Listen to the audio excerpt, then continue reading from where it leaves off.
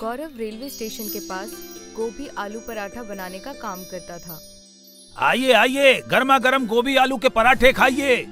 गौरव के घर पर उसकी अम्मी, बेटी और बीवी थी। गौरव सुबह से लेकर शाम तक मेहनत करता, लेकिन फिर भी अपनी गरीबी दूर नहीं कर पा रहा था। सुनिए जी, गोभी आलू के पराठे बनाने में लागत बहुत ज्यादा आती है। आप एक काम कीजिए, आप सादे पराठे बना के बेचिए, जिससे हमारी लागत कम आएगी और प्रॉफिट ज्यादा होगा। नहीं, मैं ऐसा नहीं कर सकता। सादे पराठे खाना कोई पसंद नहीं करेगा। और फिर अब्बू भी गोभी आलू के पराठे बेचा करते थे, इसलिए मैं भी यही काम करूंगा। गौरव के पास तरह तरह के ग्राहक और उनकी तरह तरह की डिमांड होती थी। अरे भाई, मेरे पराठे में जरा गोभी आलू ज्यादा भर देना। मुझे पराठे के साथ सब्जी भी चाहिए। मुझे पराठे के साथ अचार चाहिए। मुझे पराठे के साथ नहीं चाहिए। गौरव कभी कभी ग्राहकों की डिमांड सुनकर परेशान हो जाता था। अगर आपको पराठे के साथ सब्जी चाहिए तो उसके अलग से पैसे देने होंगे। मैं अलग से पैसे नहीं दूंगा। देख रहे हो भाइयों, ये मियाँ सब्जी के पैसे अलग से मांग रहे हैं। चलो चलो, हमें यहाँ खाना नहीं खाना है। सुनिए तो, आप लोग कहाँ जा रहे हैं? रुकिए तो सही। एक दिन गौरव बहुत निराश होकर घर पहुंचा। क्या हुआ? ठेले पे लोगों की संख्या लगातार कम होती जा रही है। ग्राहक पैसे देना नहीं चाहते, लेकिन उन्हें सब्जी, अचार, दही सारे पराठों के साथ उन्हें चाहिए। चलिए कहीं बाहर घूमने चलते हैं, थोड़ा मूड फ्रेश हो जाएगा। हमारे पास इतने पैसे तो नहीं है कि किसी टूरिस्ट प्लेस पे घूमने जाएं। तुम्हारे घर ही घूमने चलते हैं। गौरव अपने ससुराल में घूमने गया, जो गांव में थी। रास्ते में गौरव और उसकी बीवी को प्यास लगी। उन्हें कहीं से बाहर गिरने की आवाज सुनाई दी। ये झरने की आवाज तो पूरब दिशा की ओर से आ रही है। गौरव और उसकी बीवी पूरब की ओर चलते गए। झाड़ियों के पार उन्हें एक बहार मिली। ये बहार तो बेहद खूबसूरत है। गौरव और उसकी बीवी ने जी भरकर पानी पीकर प्यास बुझाई और हाथ पैर भी धोए। जब वो चलने के लिए तैयार हुए तो उन्हें किसी के कराहने की आवाज सुनाई दी। ये कराहने की आवाज बहार के पीछे से आ रही है।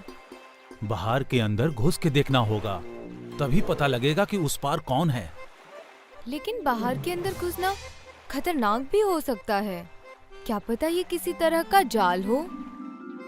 तभी बाहर में से आवाज आई, ये किसी तरह का जाल नहीं है। मेरी मदद करो, मैं एक साधु हूँ, मुझे कैद से आजाद करो।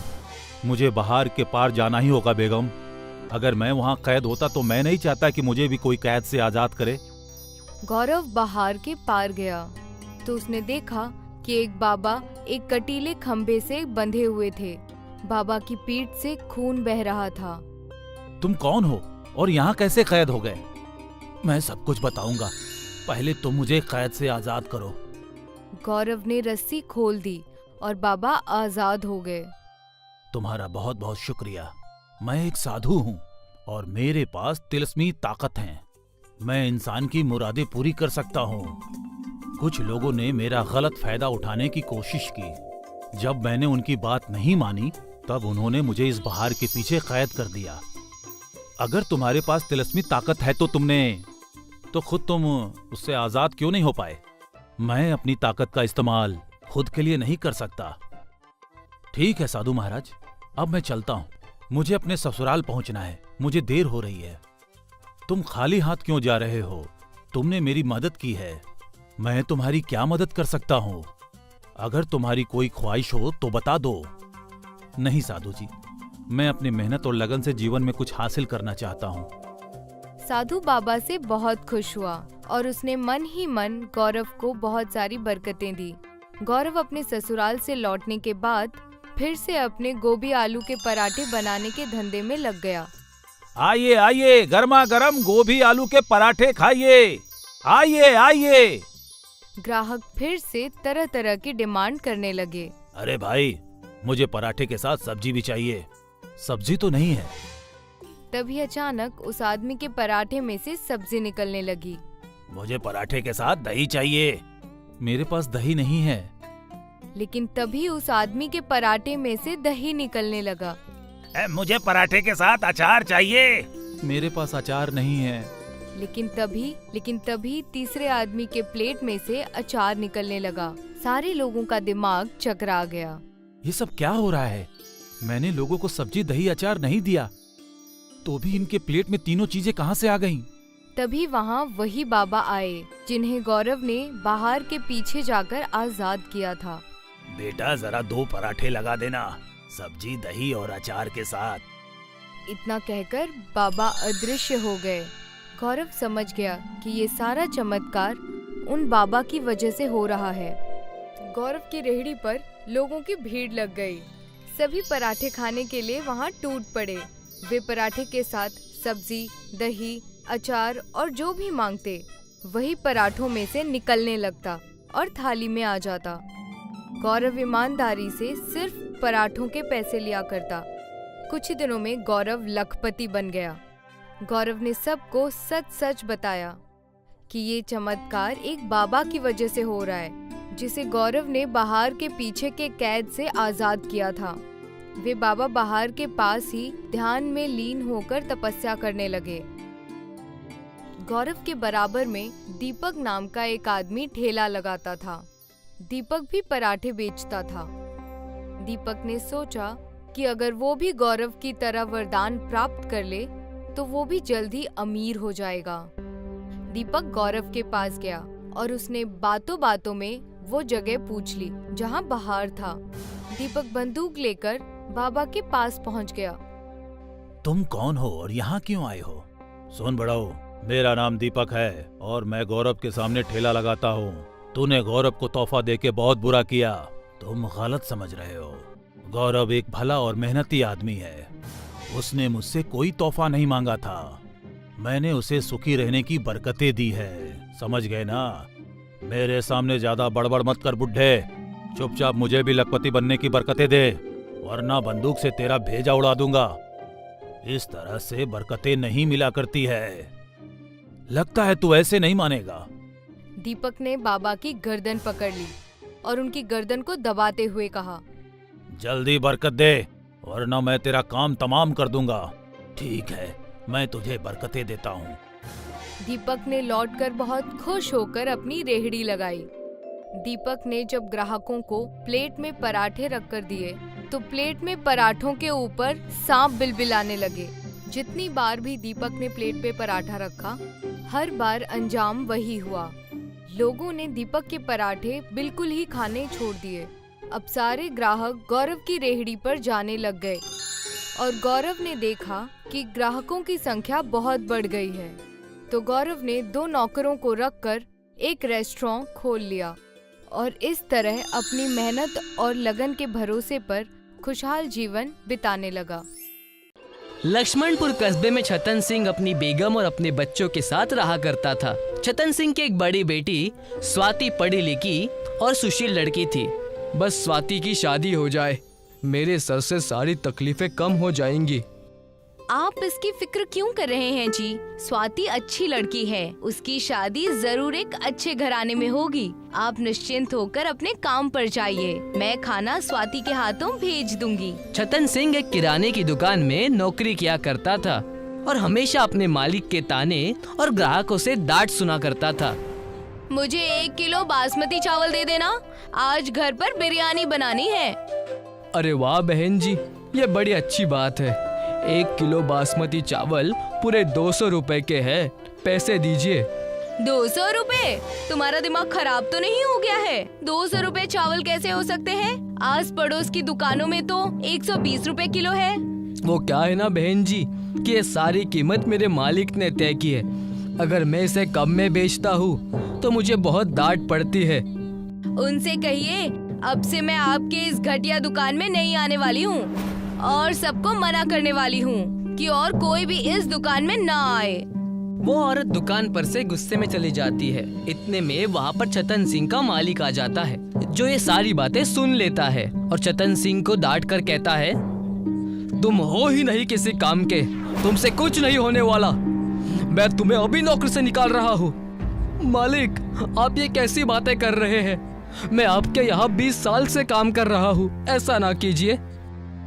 एक ग्राहक तो तुमसे संभाला नहीं जाता, चले जाओ यहाँ से, दफा हो जाओ। पता नहीं किस काम के हो, और दोबारा अपनी शक्ल कभी मत दिखाना। छतन सिंह वहां से जा ही रहा होता है कि स्वाति बाहर से टिफिन का डब्बा लिए उसे रास्ते में मिलती है और उसे मायूस देखकर उससे कहती है, क्या हुआ पिताजी, आप ऐसे परेशान क्यों हैं और इस तरह इतनी तेज धूप में कहाँ जा रहे हैं? मैं क्या करूं बेटी, मेरी किस्मत ही फूटी हुई है। तुम्हारी शादी करवाना चाहता हूँ, लेकिन हमेशा कोई ना कोई तकलीफ मुझे परेशान करती ही रहती है। लेकिन हुआ क्या है, आप इतनी टेंशन में लग रहे हैं। अगर आप इतने टेंशन में रहेंगे तो आपका बीपी बढ़ जाएगा, बताइए तो। तब जाकर छतन सिंह उसे अपनी सारी तकलीफ बताता है। पिताजी की परेशानी देखकर स्वाति के आंखों में आंसू आ जाते हैं। तुम क्यों रो रही हो बेटी, इन सब में मेरी ही गलती है। मेरे सारे दोस्त बेईमानी करके आगे निकल गए और एक मैं हूँ जिसे बेईमानी करना नहीं आता तो कुछ ना कर पाया। दोनों वहाँ फिक्र में खड़े ही थे कि उन्हें कुछ आदिवासियों के झुंड ने घेर लिया, जिसे देखकर दोनों हैरान रह गए। बागड़बोल बागड़बोल, इन दोनों बाप बेटी को हमारे घर ले चलो। हाँ, बागड़बोल की जय, ले चलो। छोड़ो हमें, छोड़ो, छोड़ो। छोड़ो हमें, छोड़ो मुझे। उन आदिवासी के पूरे झुंड ने उन्हें कैद कर लिया और अपने इलाके में ले गए, जहाँ छतन सिंह और स्वाति ने देखा कि स्वाति की माँ यानी छतन सिंह की बीवी पहले से ही वहाँ पर कैद थी। भाग्यवान, तुम यहाँ क्या कर रही हो? कौन है ये लोग और हमसे चाहते क्या है? मैं घर से बाहर बाजार की ओर राशन लेने जा रही थी। सोचा था कि बिरयानी बनाऊंगी और इन लोगों ने मुझे अगवा कर लिया। न जाने ये हमसे क्या चाहते हैं। हमें कैद कर कर क्यों रखा गया है? मैं और मेरा परिवार दर्द से करा रहे हैं। हमें छोड़ दो। हमसे चाहते क्या हो? तुम छतन सिंह हो ना, जो उल्टा पैदा हुआ है, और वही छतन सिंह जिसने कभी कोई चोरी का काम ही नहीं किया। जी, मैं वही छतन सिंह हूँ, लेकिन तुम मेरा नाम और ये सब कैसे जानते हो? तुम हो कौन? तुम मेरी बातें छोड़ो, इस पत्थर को देख रहे हो? इस पत्थर का मैं क्या करूँ? इस पत्थर पे से तुम्हें 10 बार छलांग लगानी है। अगर तुम इसमें कामयाब होते हो तो मैं तुम्हें एक तोहफा दूंगा। तब तुम मेरे परिवार को छोड़ दोगे? मेरा वादा है तुमसे। उन आदिवासियों ने मुखिया के कहते ही छतन सिंह को छोड़ दिया और छतन सिंह उस बड़े से पत्थर पे से छलांग लगाने लगा। जैसे ही 10 छलांग छतन सिंह के पूरे हुए, वो पत्थर एक खूबसूरत लड़के में बदल गया। उस लड़के को देख के सारे आदिवासी झूमने लगे। मेरा बेटा वापस आ गया। शुक्रिया तुम्हारा। बागड़बोल महाराज की जय। मैं उनका हमेशा आदर करूंगा। ये हुई ना बात, लल्लन अब वापस आ गया। ये सब क्या है? कोई मुझे समझाएगा? चोरी और लालच के श्राप के वजह से मेरा बेटा पत्थर बन गया था। ये श्राप से तभी रिहा हो सकता था जब कोई उल्टा पैदा हुआ इंसान जो ईमानदार और सच्चा हो इस पत्थर पे से 10 छलांग लगा लेता, तो जो तुमने आज कर दिया। पिछले 2 सालों में ना जाने में कितने लोगों को लेकर आया। तुम्हारा काम हो गया तो अब क्या हम यहाँ से जा सकते हैं? मेरा खानदान पहले से ही बेहद परेशान है और तुमने उनका और तमाशा बना रखा है। छोड़ो हमें अब। ऐसे कैसे जाओगे? तुम्हारा तोहफा तो लेते जाओ। उस आदिवासी मुखिया ने अपने आदमियों को इशारा किया। वहाँ से उनमें से एक चमकता हुआ हैंडपंप लेकर आ गया। तुमने हमें इतना परेशान किया इस हैंडपंप के लिए? ये कोई मामूली हैंडपंप नहीं है, ये जादुई हैंडपंप है। जब तुम इसे चलाओगे तो इसमें से तुम्हारी मन पसंदीदा चीज निकलेगी। क्या सच? और तुम ये मुझे दे रहे हो?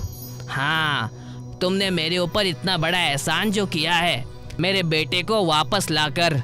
लेकिन इस हैंडपंप का इस्तेमाल कैसे करना है और इससे क्या होगा? इस हैंडपंप को तुम एक महफूज जगह पर जाकर लगा देना और इसके ऊपर थोड़ा सा पानी फेंक देना। जब भी तुम हैंडपंप चलाओगे उसके अंदर से तुम्हारी मन पसंदीदा चीज निकलेगी।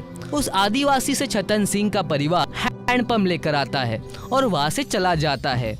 छतन सिंह अपने घर के आंगन में उस हैंडपंप को लगा देता है। स्वाति एक ग्लास में पानी लाकर छतन सिंह को देती है। देर किस बात की? आप इस हैंडपंप को चला दीजिए, कुछ न कुछ जरूर अच्छा होगा। छतन सिंह जैसे ही उसके अंदर पानी डालता है, उसके अंदर से बिरयानी निकलने लगती है। जादुई हैंडपंप की बिरयानी, जिसे देखकर सब हैरान रह जाते हैं। पिताजी, ये देखिए, हैंडपंप से बिरयानी निकल रही है। इसका मतलब उन आदिवासियों की बात सच निकली। हे मालिक, तेरा लाख लाख शुक्र है। हमारी सारी मुसीबत का हल निकल गया। किसी ने सोचा था कि मेरे उल्टा पैदा होने और अच्छे काम करने के वजह से ये फल हमें मिलेगा।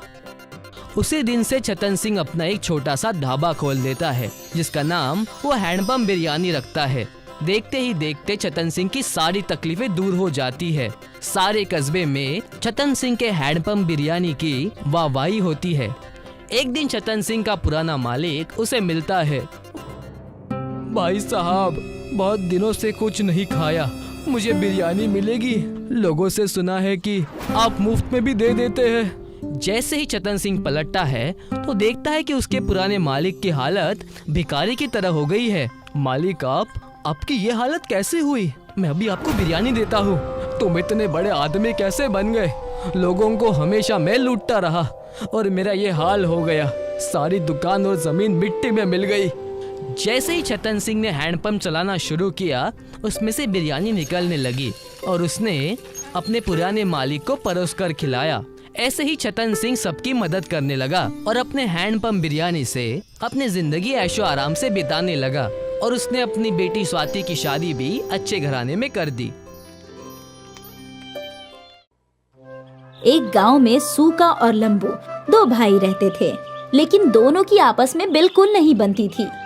दोनों को लगता था कि उसका भाई उसका भला नहीं चाहता, इसीलिए दोनों रोजाना आए दिन झगड़ते रहते थे। उनकी अम्मा उन्हें समझाती थी, लेकिन वो दोनों अपनी अम्मा की बात भी नहीं मानते थे और इसका फायदा चतुर उठाता था। आए दिन दोनों अपना काम बदलते रहते थे। एक रोज सूका ने बिरयानी की ठेली लगा ली, जबकि लंबू अमरूद ही बेच रहा था। देख लंबू, तू अमरूद में मुझसे बहस कर रहा था, इसलिए मैंने चिकन बिरयानी का काम शुरू किया है। अब तू यहाँ कोई बहस मत करना, वरना अच्छा नहीं होगा। देख भाई, अगर तू प्यार से कहता तो इस बार मैं तेरी बात मान भी जाता, लेकिन तूने मुझे पीटने की धमकी दी है। अब मैं कल से चिकन बिरयानी ही बेचूंगा, लेकिन इस बार मैं तेरा काम बंद करा कर रहूंगा। ठीक है, देखते हैं कि कौन जीतता है। दोनों बहस कर ही रहे थे कि तभी वहाँ चतुर आ गया। क्या हुआ भाई, कैसे लड़ रहे हो सुबह सुबह? और सुका, तू आज बिरयानी ले आया, वो भी चिकन? अरे वाह, ला एक प्लेट दे, खाकर बताऊं कि कैसी बनी है। चतुर भाईजान, ये ठेला आपका है, जितना खाना है आराम से खाओ। चतुर ने बिना पैसों के ही खूब बिरयानी खाई। वो सूका की बिरयानी की तारीफ करने लगा। ये बात लंबू को पसंद नहीं आई। सुका, तूने बिरयानी तो गजब बनाई है, खाकर मजा आ गया। अब ये ग्राहकों को भी खूब पसंद आएगी।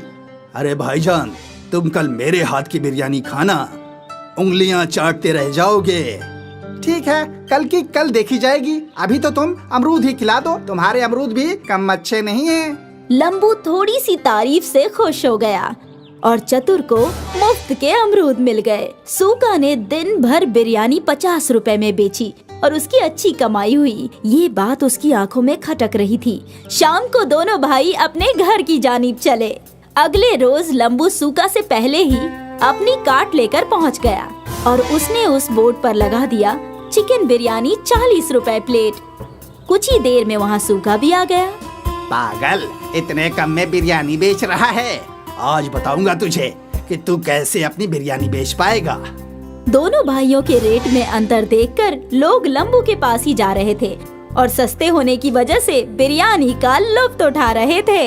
ये देखकर सूका को भी बिरयानी सस्ती करने का आइडिया आया और उसने 50 की जगह 40 लिख दिया। अब दोनों में बराबर की टक्कर हुई और शाम को बिरयानी बेचकर दोनों घर पहुँचे। मैंने सुना है कि तुम दोनों आज भी अपना नुकसान करके आए हो। अम्मा, इसने मुझे धमकी दी थी और अब मैं इसका काम बंद करवा के रहूंगा। अम्मा, जब आपको कुछ भी इल्म ना हुआ करे तो कुछ भी मत बोला करो। ठीक है, अब से मैं कुछ नहीं कहूँगी। तुम दोनों को जो भी करना है वो करो। एक दिन सुबह सुबह चतुर सूका से मिलने आया। आओ चतुर भाईजान, बैठो। अरे मैं तो तुम्हें अपना मानता हूँ, इसलिए व्यापार के कुछ कायदे सिखाने आया हूँ। भाईजान, अब तक तुम्हारी मान कर ही तो कारोबार कर रहा हूँ। तुम अब बिरयानी को 5 रुपए में बेचना शुरू कर दो। 5 रुपए में तो चिकन का खर्चा भी नहीं निकलता। तुम अपने भाई को हराना चाहते हो ना, तो तुम्हें पैसे अपनी जेब से लगाने होंगे। लेकिन मेरे पास तो पैसे ही नहीं है। तुम्हारा ये भाई कब काम आएगा? जितने पैसे तुम्हें चाहिए मैं दूंगा। जब तुम कुछ कमा लो तो मुझे वापस कर देना। चतुर ने सूका को कर्जा दे दिया और सूका ने 5 रुपए चिकन बिरयानी का बोर्ड लगा दिया। उसके पास लाइन लग गई। लोग टोकन लेकर अपनी बारी का इंतजार कर रहे थे। लंबू ये देखकर दुखी हो रहा था। तभी वहाँ पर चतुर पहुँच गया। क्या हुआ लंबू, तुम मायूस क्यों हो? अंजाम सामने है और आप मुझसे मायूसी की वजह पूछ रहे हो। तो तू भी 5 रुपए में बिरयानी बेचनी शुरू कर दे। मेरे पास इतने पैसे ही नहीं हैं। ना जाने सूका के पास पैसे कहाँ से आ गए। तुम फिक्र मत करो, मैं तुम्हें कर्ज देता हूँ और तुम भी अब 5 रुपए में बिरयानी बेचना शुरू कर दो। चतुर ने लंबू को भी कर्जा दे दिया और दोनों भाई 5 रुपए में चिकन बिरयानी बेचने लगे।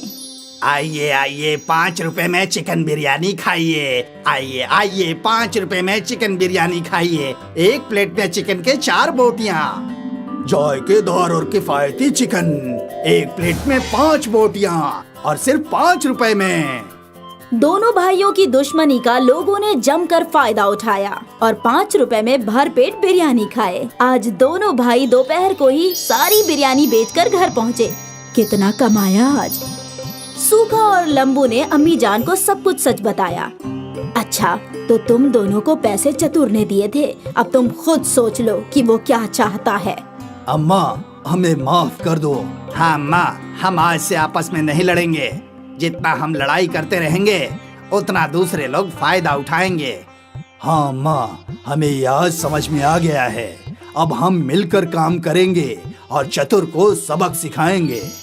दोनों भाइयों ने एक ही कार्ड पर बिरयानी लगाई और बोर्ड लगाया लंबू सूका बिरयानी वाला।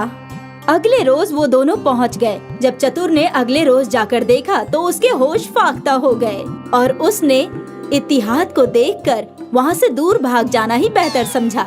दोस्तों, इससे हमें सबक मिलती है कि हमें आपस में इत्तिहाद बनाकर रखनी चाहिए, वरना कोई और इसका फायदा उठा जाएगा। और साथ ही चापलूसों से होशियार रहना चाहिए, वरना जल्द ही डूब जाओगे।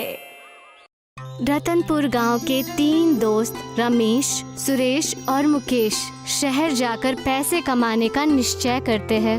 रमेश, सुरेश और मुकेश बचपन के साथी होते हैं और तीनों में बहुत मोहब्बत होती है। लेकिन रतनपुर गांव में उन्हें नौकरी नहीं मिल रही होती है, इसलिए तीनों शहर की ओर निकल जाते हैं। 4 दिनों तक लगातार बारिश होने की वजह से बहुत लोगों का बहुत नुकसान हो चुका है। मेरे पास तो जो बचे खुचे पैसे थे वो भी खत्म हो चुके हैं। शहर जाकर कोई नौकरी मिल जाए तो ही गुजारा हो पाएगा। हाँ भाई, मेरा भी हाल कुछ ऐसा ही है। बारिश ने तो हमारी पूरी फसल बर्बाद कर दी। अब घर पर खाने के भी लाले पड़े हैं। बारिश में तो मेरा घर ही ढह गया। अब मेरे माँ बाप इस इंतजार में हैं कि मैं शहर जाकर कुछ पैसे कमा कर लाऊं तो वापस अपना घर बनवा सकूं। वो तीनों चलते चलते एक नदी के सामने पहुंच जाते हैं। उस नदी के ऊपर एक पुल बना था, पर बारिश ज्यादा होने के कारण पुल टूट जाता है। अरे भाई, ये पुल तो टूट गया है। शहर तो नदी के उस पार है। अब हम नदी कैसे पार करेंगे? हाँ, यहाँ तो कोई नाव भी नजर नहीं आ रही है और हमारा शहर जाना बहुत जरूरी है। अब हम क्या करें? क्या हमें तैर कर नदी पार करनी होगी? मुझे तो कोई और रास्ता नहीं दिखता। लगता है हमें तैर कर ही नदी पार करनी पड़ेगी। और बारिश के कारण नदी में पानी भी बहुत ज्यादा है, इसीलिए हमें सावधानी बरतनी होगी। रमेश, सुरेश और मुकेश उस नदी में कूद जाते हैं। नदी में पानी बहुत ज्यादा हो जाता है। इस वजह से उन्हें बहुत परेशानी होती है और जान का खतरा होता है। बड़ी मुश्किल से वो तीनों दूसरी छोर तक पहुंचते हैं।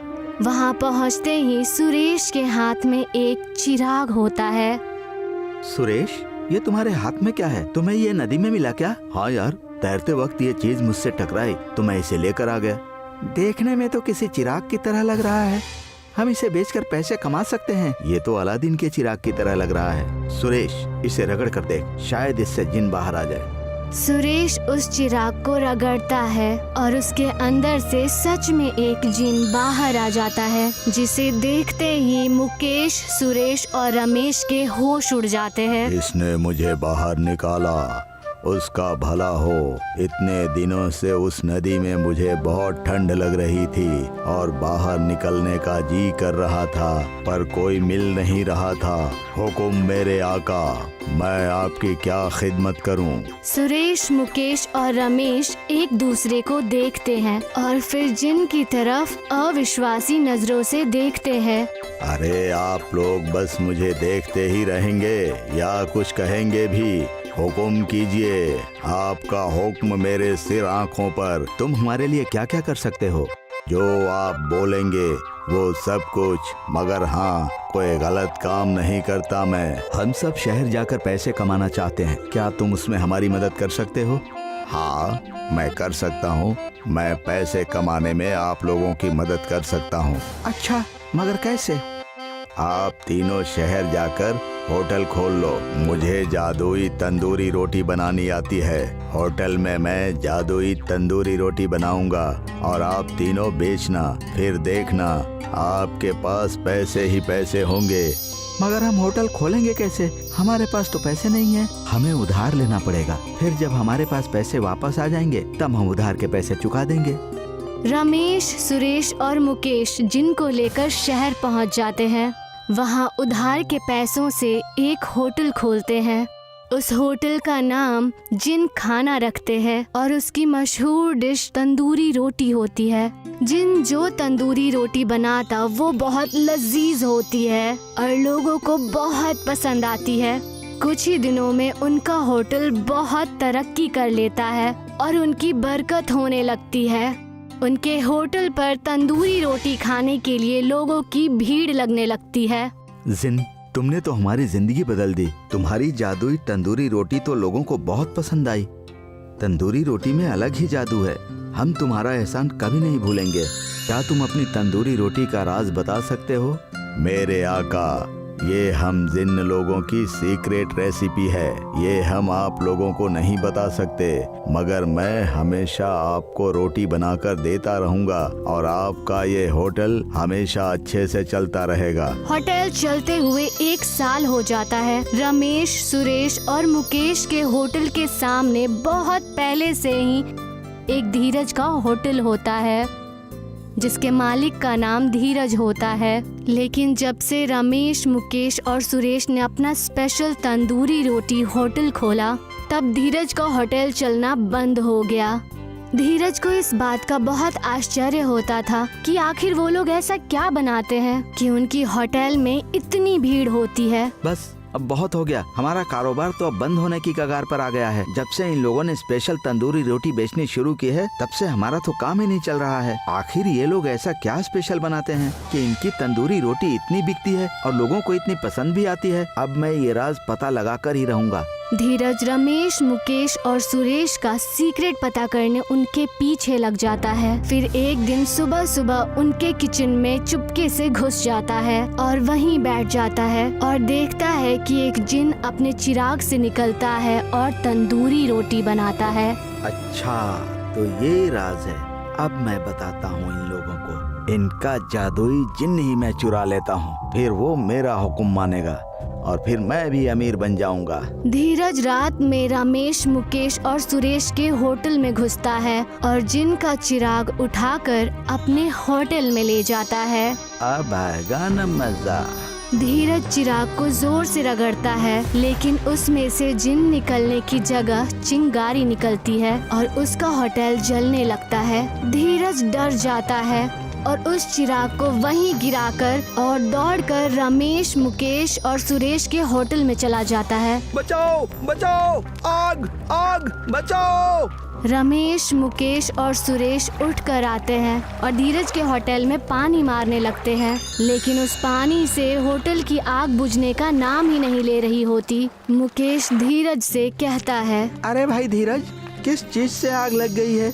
जो बुझने का नाम ही नहीं ले रही है। आग तो देखने में भी बड़ी अजीब लग रही है। अब धीरज के पास सच बोलने के सिवा कोई दूसरा रास्ता नहीं बचता।